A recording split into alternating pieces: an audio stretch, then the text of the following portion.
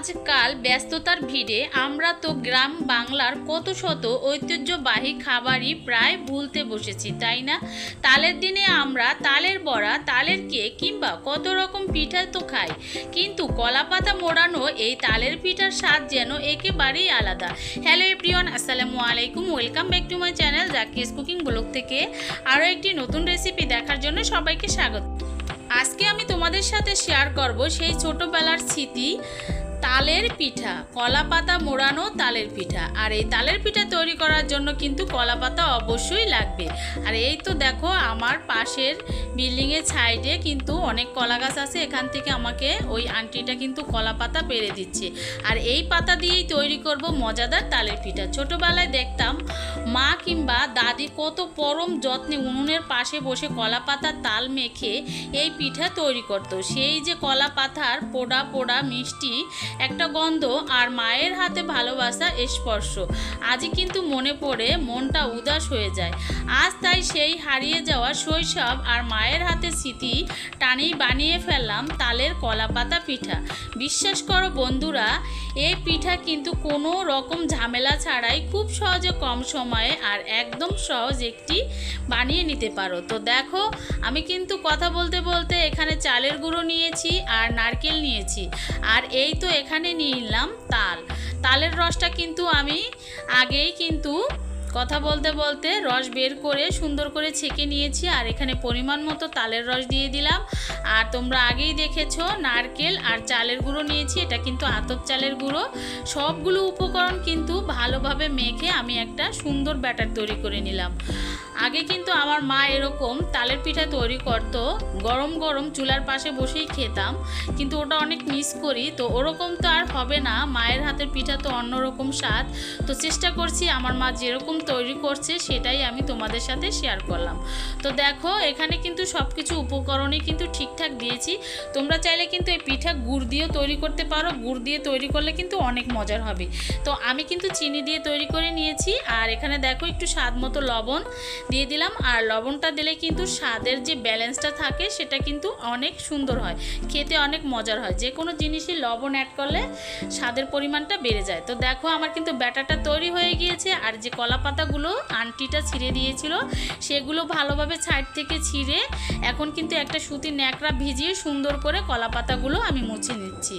আর এই কলাপাতার পিঠা যে কতটা মজার, যারা বানিয়েছো খেয়েছো তারা তো জানো, আর যারা না বানিয়েছো অবশ্যই ট্রাই করবে। তো এরকম কলাপাতা দিয়ে তালের পিঠা কিন্তু আমরা এখন ভুলেই গিয়েছি খাওয়া। তো গ্রাম বাংলার একটা ঐতিহ্য পিঠা, তো সেটাই আমি তোমাদের সাথে শেয়ার করলাম। তো তোমাদের কাছে যদি ভালো লেগে থাকে একটুখানিও, তাহলে কিন্তু একটা লাইক দিবে। আর আমার নতুন যারা প্রাণপ্রিয় বন্ধুরা আমার চ্যানেলে নতুন জয়েন হয়েছো, আমার চ্যানেলটি সাবস্ক্রাইব করে পাশে থাকবে এবং পাশে থাকা বেল আইকনটি অন করে রাখবে, যাতে এরকম নিত্য নতুন ভিডিও আপলোড দেওয়ার সঙ্গে সঙ্গে তোমাদের কাছে পৌঁছে যায়। তো দেখো আমি কিন্তু কলাপাতাগুলো সুন্দর করে মুছে নিয়েছি। আর এখন অল্প অল্প করে উপরে দিয়ে ব্যাটারগুলো সুন্দর করে হাত দিয়ে একটা শেপের মতো লম্বা লম্বা কিংবা গোল গোল যে যেরকম করে তৈরি করে নিতে পারো। তো দেখো আর উপর দিয়ে কিন্তু আমি নারকেল দিয়ে দিব। তো কয়েকটা নারকেল ছাড়া বানাবো আর কিছু উপর দিয়ে কিন্তু নারকেল ছিটিয়ে দিব। আর এইরকম কলাপাতার পোড়া পিঠা যে এত মজার বলার মতো নয়, আমি তো সবসময় মিস করি। আর যখন এই পিঠাটা তৈরি করবে এত সুন্দর একটা তালের ফ্লেভার বের হবে বলার মতো নয়। তো দেখো এক এক করে কিন্তু আমি পিঠাগুলো তৈরি করে নিচ্ছি। এটা অবশ্যই তালের ঘন রস দিয়ে কিন্তু তৈরি করতে হবে। আর ফ্রেশ নারকেলটা নেওয়ার চেষ্টা করবা, তাহলে কিন্তু পিঠাটা খেতে অনেক ভালো লাগবে। কোনো রকম তেল ছাড়া, ঝামেলা ছাড়া একদম সহজেই এই পিঠাটা তৈরি করতে নিতে পারবে। একদম একটা হেলদি রেসিপি। আর যারা মিষ্টি খেতে পছন্দ করে না, যাদের ডায়াবেটিস আছে, তারা কিন্তু মিষ্টি না দিলেও চলবে। তালের যে একটা মিষ্টি ভাব থাকে সেটা দিয়ে কিন্তু এই পিঠাটা তৈরি করে নেওয়া যায়। পিঠার স্বাদটা কিন্তু দ্বিগুণ বাড়ানোর জন্য আমি এখানে উপর দিয়ে কিছু নারকেল ছিটিয়ে দিচ্ছি। তো নারকেলটা যখন কামড় লাগবে দাঁতের সঙ্গে তখন কিন্তু অনেক ভালো লাগবে। তো দেখো এক এক করে কিন্তু পিঠাগুলো তৈরি করে নিচ্ছি কেলার বরকের উপর দিয়ে। আর শহরে কিন্তু এরকম কলা পাতা পাওয়া যায় না, আর যাদের আছে তারা তৈরি করে খেতে পারো, আর যাদের তো নাই তো কিছু বলার নাই। তারপরেও বলবো একটা টিপস দিতে পারি, তোমরা কিন্তু যে কাগজ আছে কাগজের উপরে ভাপ দিয়ে এরকম পিঠাটা তৈরি করে খেতে পারো। পলিথিনের কাগজ যে শক্ত কাগজগুলো আছে সে কাগজের উপর এরকম দিয়ে সিদ্ধ দিয়ে তারপরে খোলার উপরে হালকা করে ভেজে এই তালের পিঠাটা তৈরি করে নিতে পারো। তো আমার বাসার সামনে তো ছিল, তাই আমি কিন্তু এই পিঠাটা ঝটপট তৈরি করে নিয়েছি, যেহেতু এখন বাজারে প্রচুর তাল পাওয়া যাচ্ছে আর মিস করলাম না। আর এটা কিন্তু গ্রামে থাকতে অনেক খেয়েছি, আমার মা তো বছরের সিজনে এই পিঠাগুলো অবশ্যই তৈরি করবে এবং আমাদের সবাইকে খাওয়াইতো, তো আমিও তোমাদের সাথে শেয়ার করলাম। তো দেখো এক এক করে কিন্তু প্রতিটা পিঠা তৈরি করে নিচ্ছি, আর উপর দিয়ে কিছু নারকেল ছিটিয়ে দিলাম। অবশ্যই এরকম নারকেল ছিটিয়ে দিবা, আর যদি না দিতে চাও যখন মিক্স করবে নারকেলগুলো তখন কিন্তু পরিমাণটা বাড়িয়ে দেবে। এই পিঠার আসল স্বাদ কিন্তু নারকেল, অবশ্যই নারকেল দেওয়ার চেষ্টা করবে, তাহলে কিন্তু পিঠাটা অনেক মজার হবে। তো দেখো উপর দিয়ে আবারও কিছু নারকেল ছিটিয়ে দিলাম, আর সবগুলো পিঠা কিন্তু আমি তৈরি করে নিয়েছি।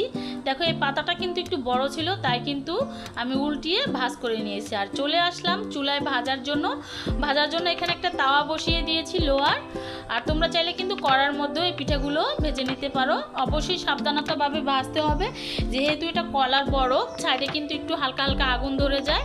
তো হাই হিট করে কিন্তু আমি পিঠাগুলো ভেজে নিব। তো এই পাশটা ভাজা হয়ে গেলে উল্টিয়ে তারপরে এই পাশটাও ভেজে নিব। খুব সহজে অল্প সময় ঝটপট এই মজার কলা পাতা তালের পিঠা তৈরি করা নেওয়া যায়, খুবই সহজ। আর ভাজটা তো দেখেই বুঝতে পেরেছো কিভাবে ভাজ করে নিয়েছি। আমাদের গ্রাম বাংলার খাঁটি ঐতিহ্যবাহী ধোয়া ওঠা একদম গরম গরম তালের কলা পাতা পিঠা, পাতার ভাঁজ খুলতেই যে সুবাস ভেসে আসে, মনটা একদম ভরে যায়। তো আমি কিন্তু কিছু পিঠা তৈরি করে নিব, তারপর তোমাদের কিন্তু খুলে দেখাবো কতটা সুন্দর আর কতটা লোভনীয় হয়েছিল। তো একটু ধৈর্য ধরে ভেজে নিতে হবে যাতে পিঠাটা কাঁচা না থাকে। তো এই পাশ ওই পাশ কিন্তু সুন্দর করে ভেজে নিতে হবে। কলা পাতাগুলো কিন্তু একটু হালকা হালকা পোড়া হয়ে আসবে, তখনই বুঝতে পারবে কিন্তু পিঠাগুলো ভাজা হয়ে গিয়েছে। তো আমি 2 থেকে 3 বার করে উল্টিয়ে পাল্টিয়ে ভেজে নিয়েছি প্রতিটা পিঠা।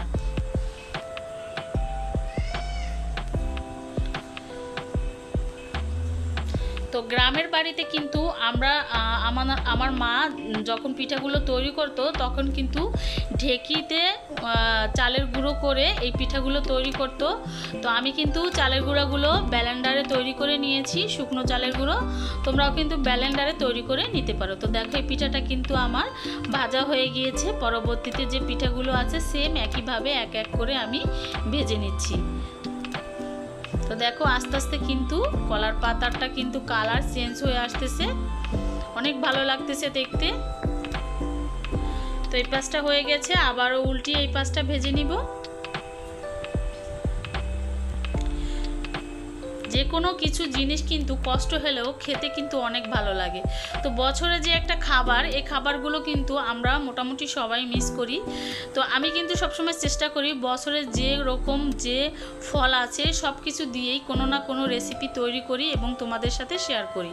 তো বন্ধুরা অবশ্যই আমার ভিডিওটি যদি তোমাদের কাছে ভালো লেগে থাকে, এই কলা পাতার পোড়া পিঠা অবশ্যই একটা লাইক দিবে যারা এখনও লাইক দাও নাই, আর যারা আমার চ্যানেলটি সাবস্ক্রাইব করে আমার পাশে থাকো নাই প্লিজ সাবস্ক্রাইব করে আমার পাশে থাকবে।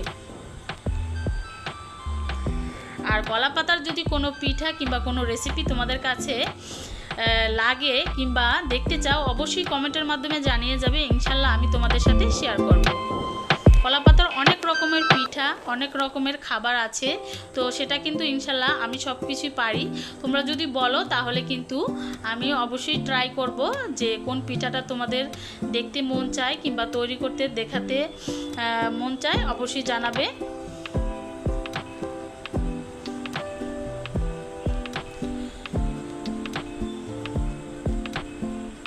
তো আমি কিন্তু কলা পাতা দিয়ে অনেকগুলো পিঠা তৈরি করে নিয়েছি।